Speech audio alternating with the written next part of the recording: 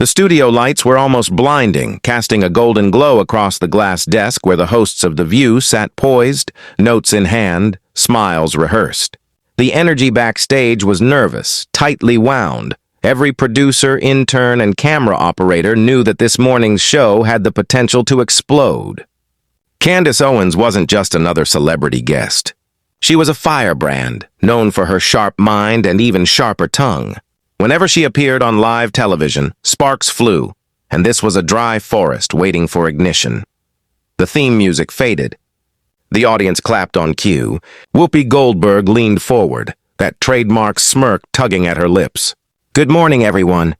Today, we're tackling a topic that's been on every headline, abortion rights and the role of government in women's health care. And joining us today is conservative commentator and author Candace Owens. The applause this time was mixed, some enthusiastic, others hesitant. Candace walked out calmly, her posture flawless, her white suit crisp under the lights. She smiled politely at the crowd, then at the panel of hosts, as she took her seat between Sunny Hostin and Joy Behar. Her composure alone radiated confidence, as though she'd already prepared for every angle of attack. Candace. Welcome back, Whoopi said, folding her arms on the table. We've been looking forward to this conversation. Candace smiled faintly. Thank you, Whoopi. Always a pleasure to be here. Joy Behar leaned forward, the glint in her eyes betraying mischief. Candace, let's cut right to it. You've made a lot of people angry lately, and I mean a lot, with your comments about abortion. You've called it, and I quote, the greatest moral failure of modern society. She paused dramatically. That's a pretty bold statement. You really think women choosing what to do with their own bodies is a moral failure? The crowd murmured, and several heads turned toward Candace expectantly. She didn't flinch. Instead, she clasped her hands, leaning in slightly. I think the moral failure, she said steadily, is that we've convinced women that ending life is liberation. That's not empowerment, Joy, that's deception. Joy's expression hardened. Oh, come on. Empowerment means freedom. Freedom to make choices, even if you don't agree with them. Candace nodded. Freedom has always come with responsibility. If we redefine it to mean no consequences, we destroy its meaning. You can't separate freedom from accountability. The studio fell into that tight silence that precedes confrontation. Whoopi interjected with her signature low chuckle, but her tone was edged. Candace, you're a smart woman, but this sounds like you're saying women should be punished for making difficult choices. Candace turned to her smoothly. No, Whoopi. I'm saying women deserve better than lies. They deserve to know the truth, that abortion isn't empowerment. It's pain disguised as progress. And pretending otherwise doesn't make it any less tragic. A few people in the audience clapped hesitantly, their sound quickly drowned out by murmurs. Sunny Hostin jumped in next, trying to cool the growing heat. But Candace, surely you understand there are circumstances, trauma, poverty, health risks. Sometimes women are cornered into impossible situations. Candace nodded, her expression softening just enough to convey empathy. I do understand, Sunny. I've met women in those circumstances. But what I've also seen is that society tells them their only way out is to erase the problem, to erase someone. That's not compassion. Real compassion is helping women through those circumstances, not convincing them to destroy a part of themselves to survive. The room stirred again. Even those who disagreed couldn't deny the clarity in her tone. Calm, reasoned, almost surgical. Joy Behar laughed under her breath, shaking her head. Oh, please, you sound like a preacher. You want the government controlling women's choices? That's not compassion. That's oppression. Candace looked at her directly. Joy, with all due respect, you're confusing control with protection. Every civilized society has laws that protect life. Why is it that the moment that life is inside a woman, we suddenly pretend it's optional? That landed like a thunderclap. Whoopi leaned back, arms crossed, eyes narrowed. You can't seriously believe that the government, mostly run by men, by the way, should have the right to tell women what to do with their bodies. Candace didn't miss a beat. I believe the government has the obligation to defend the most vulnerable. And right now, that's the unborn child. You say men shouldn't decide. Fine. Then why do women like you decide that a child doesn't get a chance to exist at all? The audience gasped audibly this time. Even the crew members behind the cameras looked stunned. Joy's voice rose. Because it's her body. Candace's voice, though quieter, carried more power. Until it's not just hers. Until there's another heartbeat. Then it's both. For a moment there was nothing. No laughter, no clapping, just silence so heavy it seemed to press on everyone's chest. The camera zoomed slightly closer to Candace's face. She wasn't gloating. She was resolute. Sonny Hostin tried to recover the moment.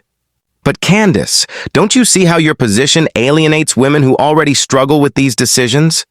When the red live light blinked back on after the commercial break, the atmosphere in the View studio had completely changed. Gone was the playful morning energy, the laughter, the casual chatter, the sense of predictable control.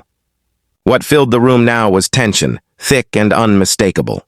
Even the audience could feel it, leaning forward in their seats as if watching a slow-motion standoff. Candace Owens sat still at the end of the table, shoulders straight, eyes clear, her expression unreadable. Across from her, Whoopi Goldberg was visibly restraining her irritation.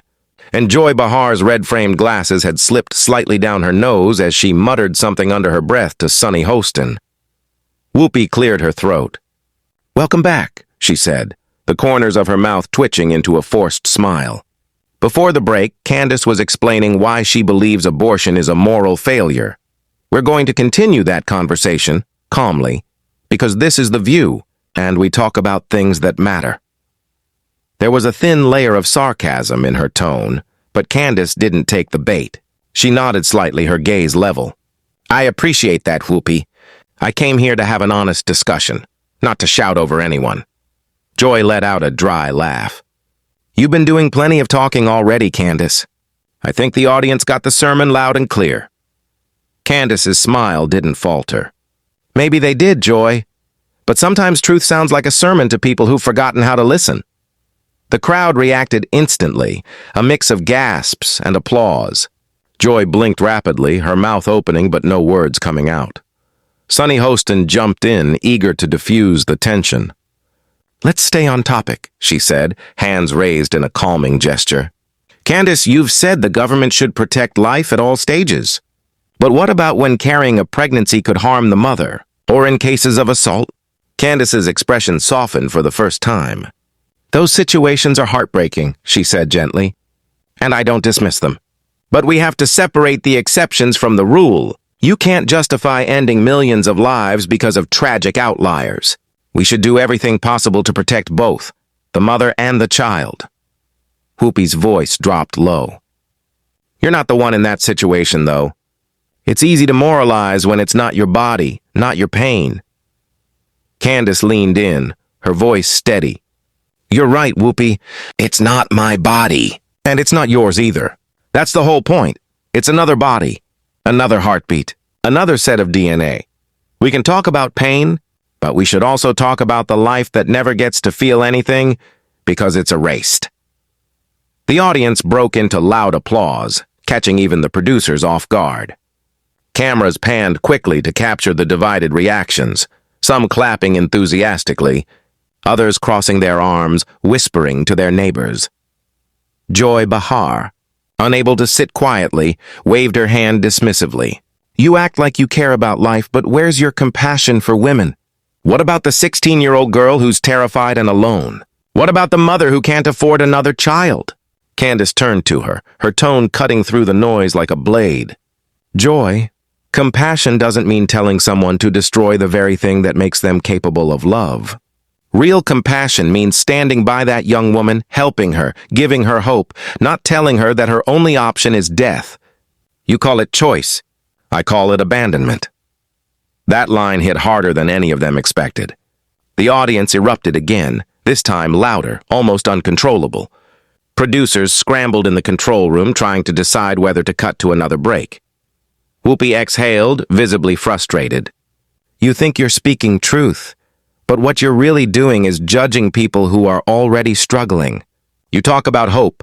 Where's the hope in forcing someone to live with trauma?" Candace's reply was calm, almost too calm. Hope doesn't come from pretending consequences don't exist. It comes from faith, community, and strength, the very things our culture has replaced with convenience. For the first time, Whoopi was quiet. She leaned back, her eyes narrowing slightly, as though trying to reassess her opponent. Sonny looked at her cue cards, then up at Candace. Candace, some people think you're fearless. Others think you're just provocative. What drives you to take these positions, knowing how much backlash they call?